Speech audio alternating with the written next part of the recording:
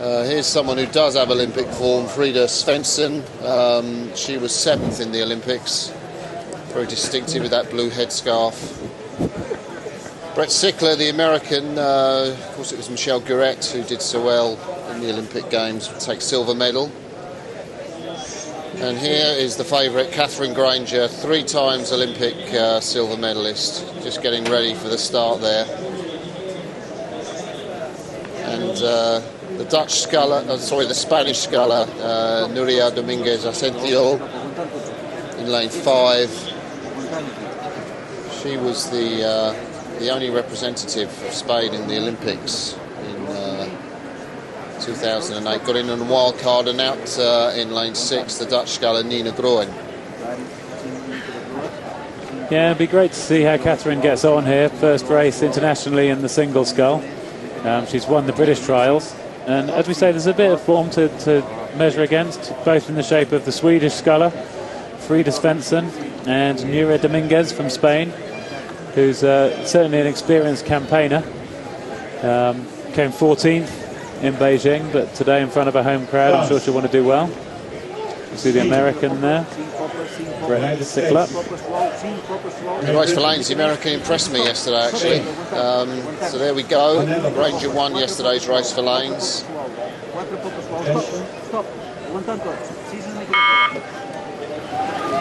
Nice squeezy start from all the scullers. This near lane, the Dutch Ninka Groen got off first.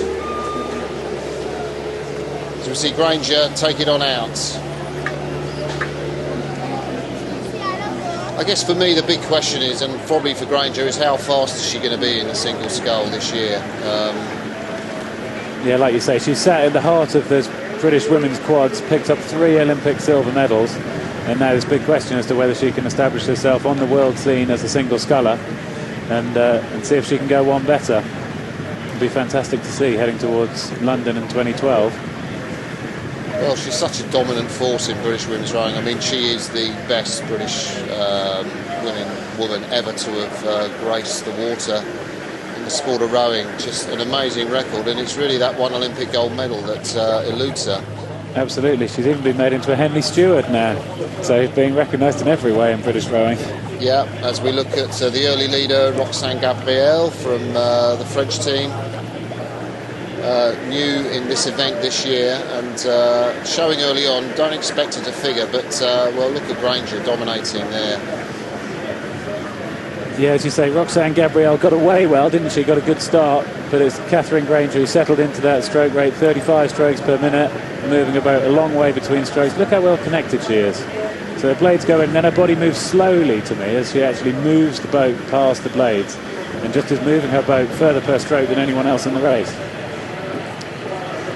Well, she's born in Glasgow, hometown Aberdeen up there in Scotland, educated at Edinburgh University, so all of Scotland will be watching her with great interest. They really treat her as one of their own daughters. And it's her that heads in 153.71, ahead of the sculler from... Who's that going through? Well, I think it was the American Brett Sickler who was right in there. I don't think the times that went up on the screen were quite right. Yeah. Interesting to see just that little bit of steering. It always looks worse when you see that shot from behind, but I think she's still sitting in the middle of the lane and needing to respond a bit to Sickler, who was one of these the strong group of Americans who were in the American Women's 8, both in 2006 and 2007. She was a world champion, but she wasn't there for the Beijing Olympics. She's no technical purist looking at her, is she, Greg? She's not. She's dropping her wrists right down there and getting the strokes in. She's a strong woman by the look of it. Yeah, they row out there with Tom Tahar in Princeton, and she's one of that group, and you know she's fantastically powerful, trained up, and she's going to harry Granger. But I would take Granger to move out on this. I mean, well, I think there's a smoothness about Granger and a connection about Granger that just looks like it's more sustainable to me. You've got her at 32 strokes per minute, and now she's just having to tough it out really through this middle 1,000 of the race. I mean, there's no one come close to her in the British women's trials. She won by 7 seconds. I know, and she'd taken a fair bit of time off in the winter as well, so she hasn't got that base of winter training behind her necessarily. So it will be interesting to see what happens in the latter half of the race, and possibly even in the latter half of the season. But as it is, we can see she's technically very solid, and she's a strong girl, isn't she? Yeah, and you know, with a sculler like Svensson in the field, who does have that Olympic pedigree, it gives you a sort of gauge as to how she. I mean, I would have thought Granger might well be competitive up there for a medal this year, although. Well, it would be a fantastic step to come into the single and be getting on the medal rostrum in their first year. But now's the time to do it post-Olympics. And like you say, interesting, we've got them going through halfway. Granger with a length there on Sickler, and Svensson way off. Yeah, well, it's funny the form with single scullers. You never quite know if Svensson's on her Beijing form or what she's done since then. But what we do know is that Granger is looking really strong, really smooth, and she's probably paddling away into contention, I think, for, well, certainly the World Cup leaders bid, but I would say for a medal in the World Championships in this event. Yeah, that medal in the World Championships for a women's single would be a fantastic achievement, and would set her up if this is going to be her campaign. And we were speaking earlier about whether it's best for her to do the single, leave the double to Bevington and Vernon, and then establish a new quad. I mean, how difficult is it, Greg, to come out of a crew boat into a single scull? Well, of course, it was a transition that I made in 1997, coming out of a crew boat and into a single. And I've got to say, I love the independence of it. I love the ability to choose my training to work the way I want it to work. And I can see that Granger has maturity to be able to do it, and to still train hard, still do what she's good at, and play to her strengths as well as taking on her weaknesses. So we take a look at Nuria Dominguez here.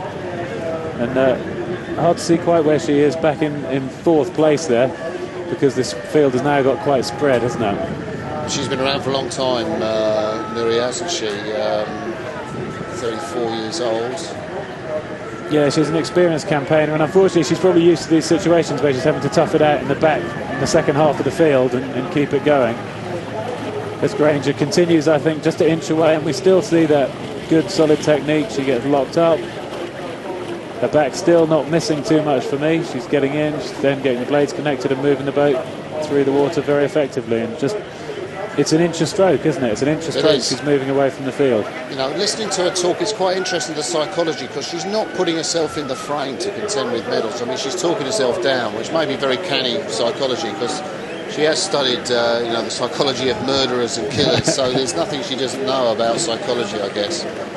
PhD in that. Yeah, and we see the race there for third place, and we've got the Nuria has moved up into third place ahead of Svensson, which she'll be pleased with, given that they must have contended against each other all the way up to the Beijing Games. And look at that, she's stretched it out now. Interesting to compare the time close to the world record. We keep an eye on that, and her and Alan Campbell in the men's singles, just to see if we can sort of gauge, just on percentage times, how good Granger's performance is up against potentially the world's best, people like Karsten or Nikova, who's not here. That Kova, of course, in the Czech Republic, that very fast sculler. Anyone from China coming out, although they won't be at the World Championships this year, Greg. No, the Chinese won't be there, will they? 'Cause they've got the Asian Games this year. But taking a look across here, the Spanish sculler, Nuria Dominguez, making a big step on, 34 strokes per minute. She wants to race at home in front of the home crowd. Certainly getting into the medal positions, and wondering whether in the last 250s they hit the red boys, she'll have enough of a sprint to get stuck into Stickler. I mean, that would be great if Spain pick up a medal in this event. I think after their sorry performances in the World Cups last year and the Olympics. Yeah, you're right. So it looks like Spencer's responded to it and picked her stroke rate up as we get into the real race, which is going to be for the other medal positions. Yeah, I think this is a quality performance from Kath Granger. She has just sat back and looked at everyone. She's been as dominant as this as she's in the British trials. I think she has 32 strokes a minute. She's just controlled the race from the front and allowed herself to take it stroke by stroke. And now we're into a real sprint finish. You can't see it, but the Spanish sculler is right in here on the near side, and it's going to be a photo, I think. And I'm worried that Nuria Dominguez might get just sculled out of it. Oh! No, I think that was Sickler, wasn't it? I think Sickler got sculled out of it. Brave, she came second, I think, yesterday, the American in the race for lanes, but Dominguez, buoyed by the support of the home crowd. Yeah, and that ability to sit in